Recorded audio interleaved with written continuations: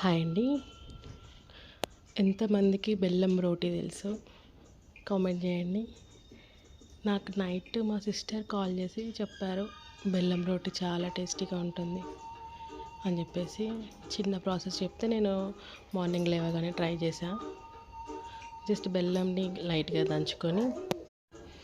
లైట్గా దంచుకొని దాంట్లో పెప్పర్ వేసుకొని మిక్స్ చేసుకొని రోటీ మనం ముందే తడుపుకొని పెట్టుకోవాలి.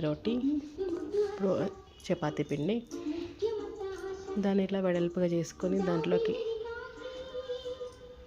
ఇది బెల్లం మిరియాల పొడి కలుపుకొని పెట్టుకున్నాం కదా, దాంట్లోకి వేసి మనము పోలే చేస్తాం కానీ పోలేలు అలా. మా సైడ్ అయితే మా కరీంనగర్ సైడ్ భక్షాలు అంటారు, మేము ఇక్కడ పోలేలు అంటారు హైదరాబాద్లో. సో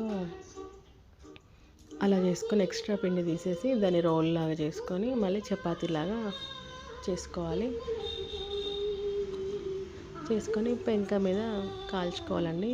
క్యారమిల్ పాప్కార్న్ లానే అసలు బాగా వచ్చింది. ఫస్ట్ టైం ట్రై చేశాను, చాలా టేస్టీగా ఉంది. నెయ్యితో మనము దీన్ని కాల్చుకోవాలి, టేస్టీగా ఉంటుంది. ఫస్ట్ 2 years కిడ్ నుంచి 100 years పీపుల్ వరకు ఎవరైనా ఇష్టపడతారు, అంత టేస్టీగా ఉంది.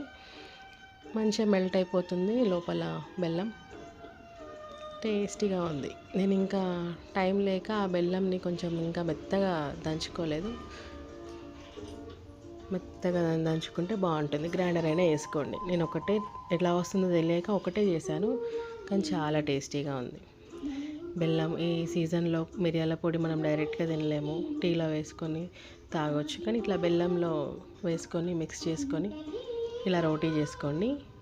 ఖచ్చితంగా ఇష్టపడతారు, పిల్లల నుంచి పెద్దల వరకు అందరు ఇష్టంగా తింటారు. దీనికి ఏం అవసరం లేదు, జస్ట్ నెయ్యి వేసుకొని తింటే, కాల్చుకునేటప్పుడే నెయ్యి వేసుకుంటే బాగుంటుంది. చాలా సాఫ్ట్గా క్యారమిల్ పాప్కార్న్ ఫ్లేవరే వచ్చింది, చాలా టేస్టీగా ఉంది. ట్రై చేయండి.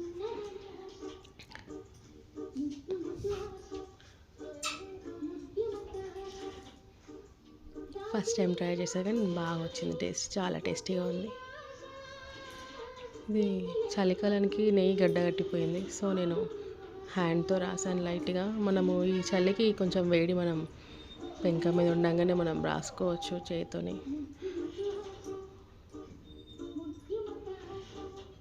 కొంచెం లీకే బయటికి వస్తుంది కానీ బాగుంది, చాలా టేస్టీగా ఉంది. ట్రై చేయండి. లోపలంతా ఓపెన్ అయితే లేయర్ వచ్చేసింది. ఓపెన్ చేస్తే చూడండి.